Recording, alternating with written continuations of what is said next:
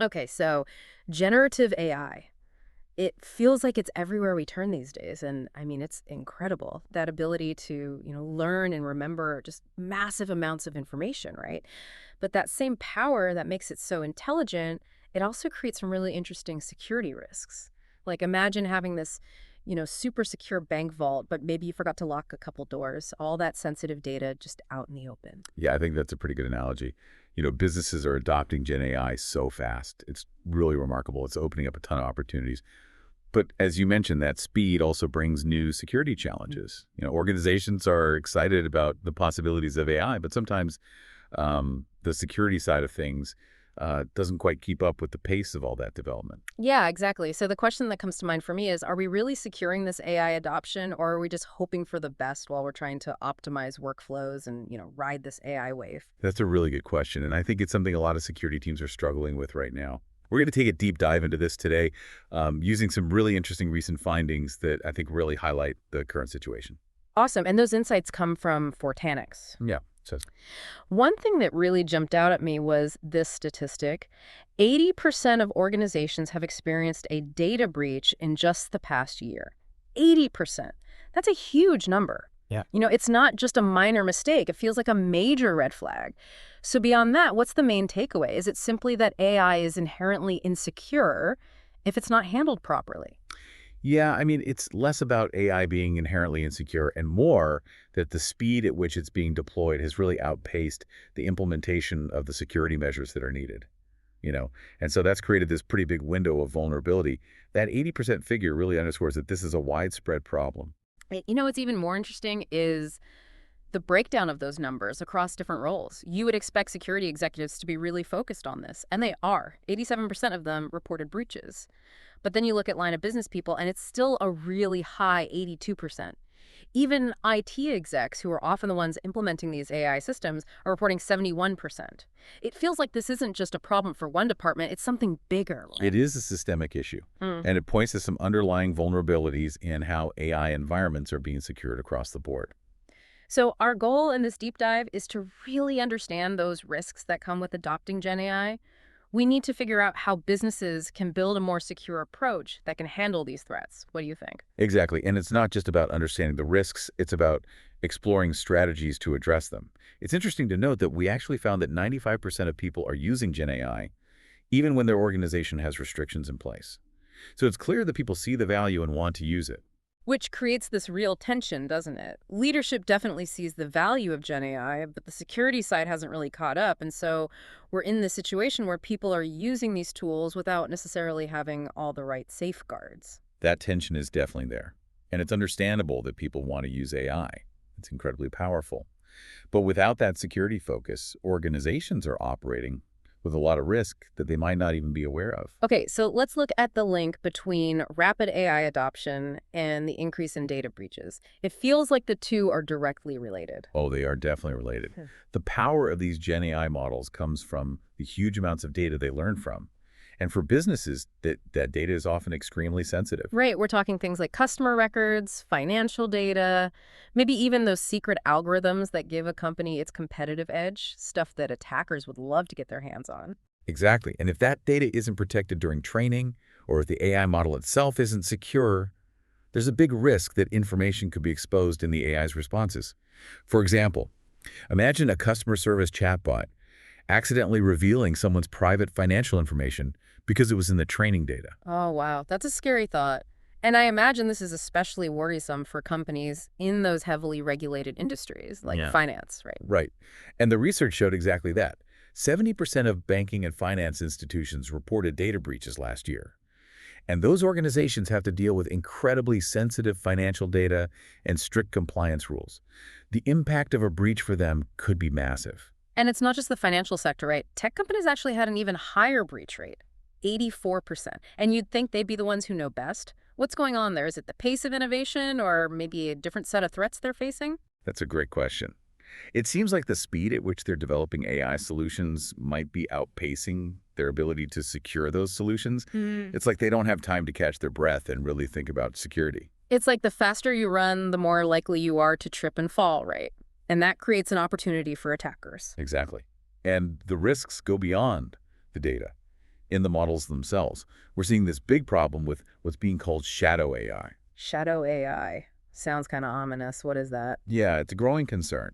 Shadow AI is basically when employees use AI tools without their IT or security teams knowing. They might use a public AI model or a third-party app without getting it approved, or even copy and paste confidential data into a free AI tool to speed up their work. So it's like they're going rogue with AI, trying to be more productive, but completely bypassing all the security protocol. Yeah, exactly. And it's a big problem. 95% of employees admitted to bypassing AI restrictions. They like these tools and they want to use them, but they don't always understand the risks. So the knee-jerk reaction might be to just ban AI altogether, but it sounds like that's not a realistic solution. No, it's not. Trying to completely block AI is almost impossible. People will find ways around it, and you end up with this uncontrolled shadow usage. Security teams have no idea what's happening or what data is at risk. So instead of solving the problem, you're just creating a bigger one. Right, so you lose all visibility and control. That makes sense, but it's a little worrying. It is. And on top of that, the traditional security systems that a lot of organizations have relied on for years, well, they just aren't good enough for AI. You're talking about firewalls, endpoint protection, all that. Yes. For a long time, security has been focused on securing the network perimeter, protecting individual devices and controlling access. But AI systems work in a very different way. They interact with cloud services, external APIs, and tons of user inputs. These things happen outside the traditional network boundaries. So it's like trying to guard a building where the walls are constantly shifting and new doors are appearing all the time. That's a great way to put it. Those old security models were never designed to handle the dynamic nature of AI. So businesses that rely on those older approaches, they're leaving themselves open to attacks that they may not even see coming. So we've established that the risks are real and the old ways aren't enough. What's the solution? How can businesses build a better security posture for this AI-powered world? I think the key is to really change how we think about security. It's not about slowing down AI. It's about building security into AI from the very beginning. It has to be part of the foundation of AI development, not something you try to add on later. So more proactive than reactive. Exactly. And one of the most important parts of this new strategy is adopting what we call a data-centric security approach, specifically designed for AI. Because as we've talked about, data is what fuels AI. So securing that data has to be the top priority. That makes a lot of sense. But how does a data-first approach to AI security actually work? Well, it involves embedding security controls at every single stage of the AI lifecycle, from the initial data that's used to train the models to the way those models are deployed and used. You know how DevSecOps brought security into software development? Well, we need to do something similar for AI. Let's call it AI SOPs, integrating security right into the AI development pipelines. AI SOPs, I like that. It emphasizes how important security is to the whole process. So what are some concrete examples of how this would work? Sure. One example would be carefully checking the training data to make sure it doesn't include any sensitive information. That could be personal data, financial records, anything like that. Another example is encrypting the AI models themselves so that no one can access them without permission. It's like scrambling the data so that even if someone got hold of the model, they wouldn't be able to understand the raw data inside it. And the third example is putting strict controls on the information that the AI generates. Make sure that any sensitive output is only accessible to the people who are authorized to see it. So it's about securing the data that goes in, the model itself, and the information that comes out, a full circle kind of approach. Exactly. But it's not just about the technology. We need to change how organizations approach AI security. One of the biggest things is to improve the relationship between IT and security leadership. That makes sense. I mean, those two teams often work in their own silos. They do. And Yeah. that can be a real problem when you're dealing with something as fast-moving as AI. So what we recommend is setting up a joint AI security task force. It would bring together leaders from both IT and security so everyone is on the same page about AI adoption and how it's governed. So starting off with a unified front, what else would this task force do? Well, they would need to clearly define everyone's roles and responsibilities so there's no confusion about who does what.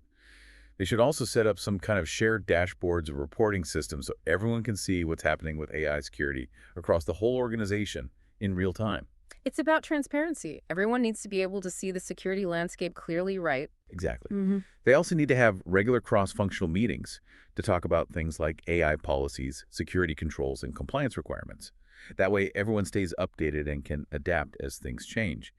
And finally, they need to standardize how they assess AI risk across IT, security, and business leadership so that everyone is using the same criteria and understands the potential impact of those risks. So it's about creating a shared understanding and a collaborative approach to managing AI security risks.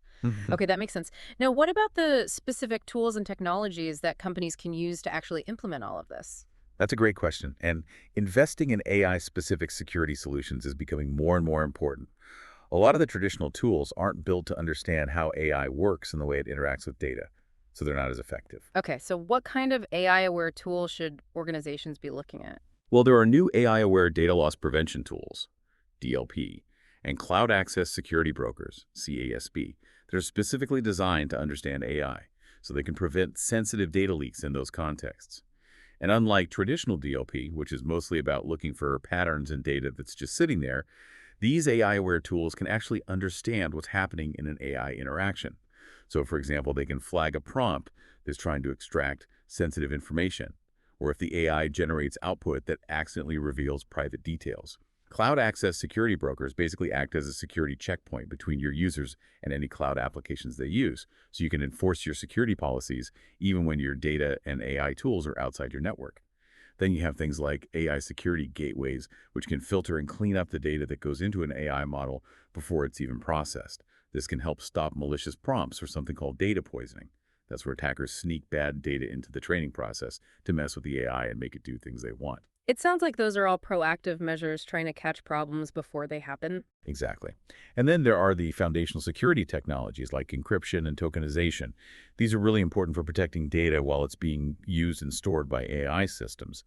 You also have role-based access control, RBAC, which is a fancy way of saying you limit access to AI tools and data based on a person's role and what they need to do their job. So only people who actually need to use a specific tool or see specific data are allowed to, right? It's a pretty basic security principle, but it's probably even more important with AI. Definitely. And then there's monitoring AI usage. You can use audit logs and behavioral analytics to spot any unusual activity that might indicate a security problem.